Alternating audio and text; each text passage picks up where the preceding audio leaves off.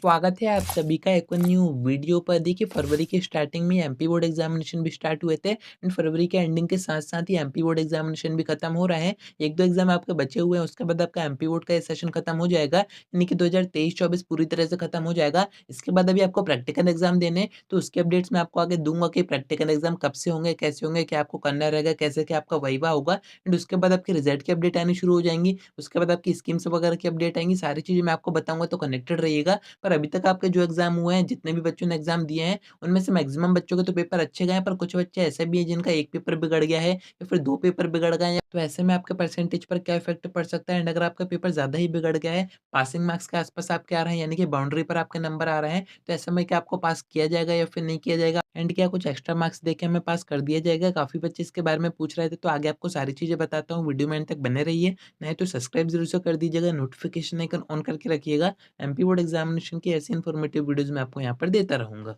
अब देखिए काफी बच्चे ऐसे हैं यहाँ पर जिनके एक दो पेपर थोड़े ठीक नहीं गए हैं, यानी कि थोड़े से बिगड़ गए हैं। पेपर तो उन्होंने किया है पर उतना अच्छे से नहीं कर पाए, जो वो पढ़ के गए थे वो क्वेश्चन नहीं पूछे गए थे। एमपी बोर्ड की तरफ से थोड़े से नए टाइप के क्वेश्चन आए थे, तो उन्होंने पेपर अपने हिसाब से कर दिए हैं। या फिर एक और कंडीशन आपके साथ हो सकती है, आपने बस उतना ही पेपर किया, आपने थोड़े बहुत ऑब्जेक्टिव कर दिए हैं या थोड़े बहुत क्वेश्चन कर दिए हैं, एंड पासिंग मार्क्स के आसपास आपके आ रहे हैं। जरूरी नहीं है कि पासिंग मार्क्स आपके आ भी जाए, नहीं भी आए, आपको भी इस चीज में कंफ्यूजन है। तो ऐसे में आपको क्या करना चाहिए, यानी कि उस पेपर के पीछे आपको परेशान होना चाहिए या फिर नहीं होना चाहिए, आगे आपको बताता हूँ। देखिए एमपी बोर्ड में एक चीज काफी अच्छी है, जब आपकी कॉपी चेक होती है, तो जो टीचर्स कॉपी चेक कर रहे होते हैं उनको ऐसे ऑर्डर दिए जाते हैं कि आपको सॉफ्ट कॉपी तो चेक करनी है, एंड पूरी कोशिश करनी है कि बच्चे को पास आराम से कर दें। तो अगर आपने इतना पेपर किया है कि आपके पासिंग मार्क्स के आसपास आ रहे हैं या फिर बाउंड्री के आसपास मार्क्स आ रहे हैं, तो टीचर भी पूरी कोशिश करेगा कि आपको पास कर दे। कहीं ना कहीं आपको एक्स्ट्रा मार्क्स दे के पास कर दिया जाएगा, यानी कि पासिंग मार्क्स से आपके एक दो मार्क्स कम आ रहे हैं, तो इस समय काफी ज्यादा चांसेस होते हैं कि आपको पास कर दिया जाएगा। अब यहाँ पर जो टीचर्स हैं वो भी यही चाह रहे हैं कि आप सभी पास हो जाएं,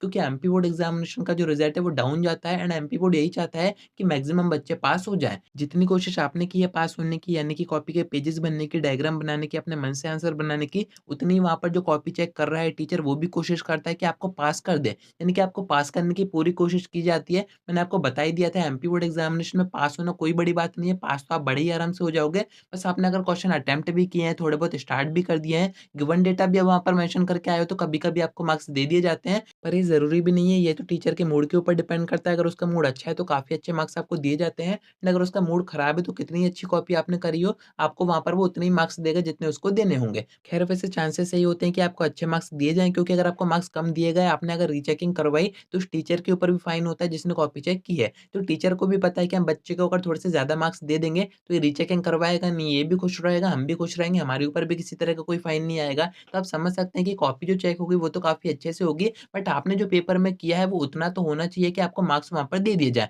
अब अगर आप पूरी कॉपी ऐसे ही छोड़ के आ गए हो, कुछ भी आपने उसमें नहीं किया है, तो ऐसे में तो कोई चांसेस नहीं है कि आपको वहाँ पर पास किया जाएगा, क्योंकि उनको शो भी तो करना होता है कि इस बच्चे को हमने पास क्यों किया है। अगर आपने थोड़ा बहुत पेपर भी कर रखा है, 8-10 पेजेस भी भर दिए हैं, तो आपको पास करने के बारे में वहाँ पर सोचा जा सकता है। इस कारण से मैं आपसे कह रहा हूँ कि आपसे क्वेश्चन बने या फिर नहीं बने, उनको थोड़ा बहुत करके ज़रूर से आइएगा। थोड़ा बहुत तो आप अपने मन से आंसर बना के भी कर सकते हैं। अभी आपके आगे जो पेपर होंगे उनमें इस बात का ध्यान रखिएगा। अब आपके जो पेपर बिगड़ गए हैं, जो बच्चे कह रहे थे कि हमारा ये पेपर ठीक नहीं गया, इससे हमारे परसेंटेज काफ़ी ज़्यादा इफ़ेक्ट होंगे, तो मैं आपको बता दूँ, देखिए परसेंटेज एक टाइप का एवरेज होता है। परसेंटेज आपका उस सब्जेक्ट के ऊपर डिपेंड नहीं करता है। आपके जो बाकी सब्जेक्ट हैं, जिन सब्जेक्ट के पेपर आपके अच्छे गए हैं, अगर उसमें मार्क्स आपके अच्छे आ रहे हैं, तो आपका जो परसेंटेज है वो ऑटोमेटिक अच्छा ही बनेगा, क्योंकि परसेंटेज कभी भी एक सब्जेक्ट के ऊपर डिपेंड नहीं करते हैं। आपके जो परसेंटेज बनाए जाते हैं वो 5 सब्जेक्ट के मार्क्स से बनाए जाते हैं। तो अगर किसी एक सब्जेक्ट में आपके कम मार्क्स आए या फिर किन्हीं 2 सब्जेक्ट में कम मार्क्स आए, पर बाकी के 3 सब्जेक्ट में आपके अच्छे मार्क्स आए, तो आपका जो परसेंटेज है वो ऑटोमेटिक उनका एवरेज अच्छा ही बन जाता है। तो जो पेपर आपके थोड़े से बिगड़ गए हैं, यानी कि ठीक नहीं गए हैं,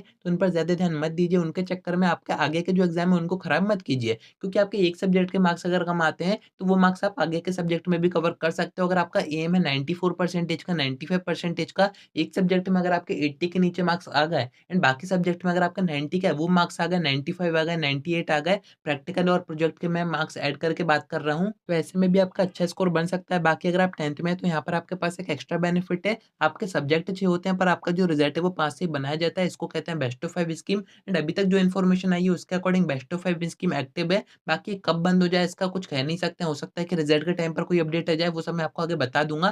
पर अभी तो आपकी बेस्ट ऑफ 5 स्कीम एक्टिव है। उसके अकॉर्डिंग आपका वो जो एक सब्जेक्ट बिगड़ा है, जिसमें आपके सबसे कम मार्क्स आए हैं, उसको आपके परसेंटेज में ऐड किया ही नहीं जाता है। यानी कि जो टॉप 5 सब्जेक्ट होते हैं, जिनमें सबसे ज़्यादा मार्क्स आए हुए होते हैं, उनसे आपका परसेंटेज बनाया जाता है। बाकी अगर आप 12th में हैं, तो ऐसी कोई स्कीम होती तो नहीं है, पर दूसरा ऑप्शन मैंने आपको बता ही दिया है। अगर आपके किसी सब्जेक्ट में कम मार्क्स आ रहे हैं, तो वो मार्क्स आप आगे के जो सब्जेक्ट है, आपके जो पेपर अभी बचे हुए हैं, उनमें भी कवर कर सकते हो। उसमें आपको थोड़ी-सी एक्स्ट्रा मेहनत करनी पड़ेगी, तो आपके वो जो मार्क्स वहाँ पर कट हुए थे, वो यहाँ पर ऑटोमैटिक कवर हो जाएँगे। तो अगर आपके 1-2 पेपर ठीक नहीं गए हैं या फिर बाउंड्री पर आपके मार्क्स आ रहे हैं, तो क्या कंडीशन हो सकती है, वो मैंने आपको बता ही दिए हैं। बाकी उन पेपर पर ज़्यादा ध्यान मत दीजिए। अभी आपके आगे जो एग्ज़ाम बचे हुए हैं, उन पर ध्यान दीजिए, क्योंकि वहाँ के मार्क्स आप यहाँ पर कवर कर सकते हो। आपके पास अभी ऑप्शन है एंड परसेंटेज आपके ऑटोमैटिक बूस्ट हो जाएँगे। तो उम्मीद है कि आपको सारी बातें समझ में आ गई होंगी। आज की वीडियो में इतना ही। कोई डाउट आता है कमेंट करके पूछ सकते हैं या फिर आप मुझसे इंस्टा पे डीएम करके बात भी कर सकते हैं।